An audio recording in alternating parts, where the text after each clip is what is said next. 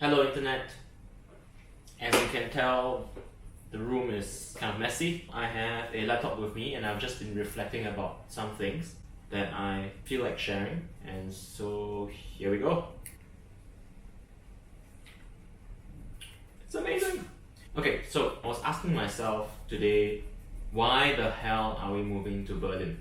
It seems like such a random thing to do, and to be frank, things are going quite well in my life and May's life in Singapore. We have kind of settled into a rhythm since graduating uni. Life is kind of good here, so it hardly makes sense for us to want to leave. Okay, so maybe before giving you the reasons, so why the hell are we moving to Berlin? Is it because there is a burning need on the business side of things that I need to go and fix? No, that's not the reason. Is it because I'm seeking bigger opportunities for my career? Answer to that is also no. Is it because I hate Singapore and I want to escape and never come back to this place? No. No, I like Singapore. There's many things to like about Singapore, so no, that's not the reason.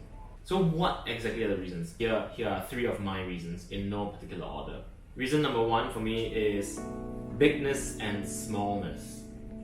I know just how small Singapore is relative to the world that we live in. Singapore is 700 square kilometers. That's tiny. It's 40 kilometers wide, 25 kilometers north to south. That's really, really small. It's the size of a random lake in New Zealand. Now, that smallness makes me feel like if I don't spend at least a year abroad, living in a bigger place, my life will be utterly incomplete.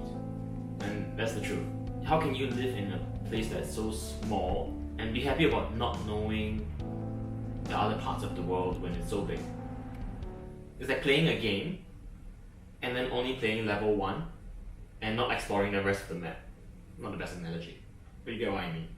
So that's reason number one.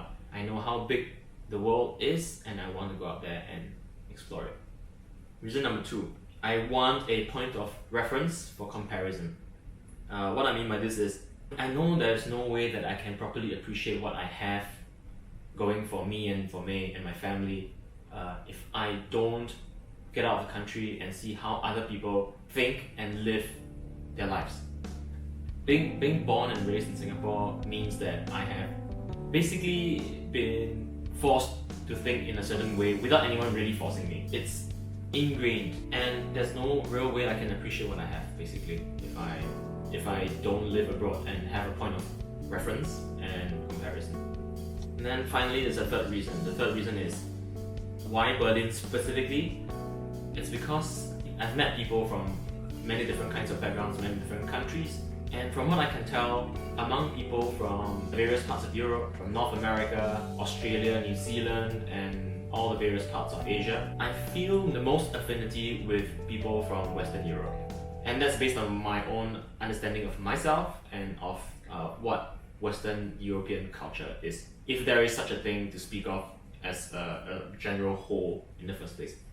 What I mean by this is, if I get to choose the way I think and the way I live, my lifestyle and all of that, I would choose to live and think like Western Europeans, or maybe Northern Europeans. So I'm talking about specific countries like Germany, Finland, Denmark, and well, a few other countries there that I don't feel like I know enough yet to say much of, but that's also kind of the point.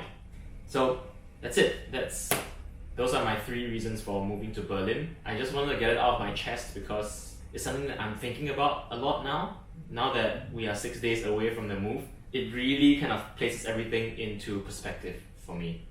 The fact that I'm drinking ice wine in a espresso cup just kind of sums it up for me. It's everything is kind of in flux right now. Everything is in the air. While I embrace change, this is really too much. So I really wanted to get some concrete thoughts out in this video and make what you will with it.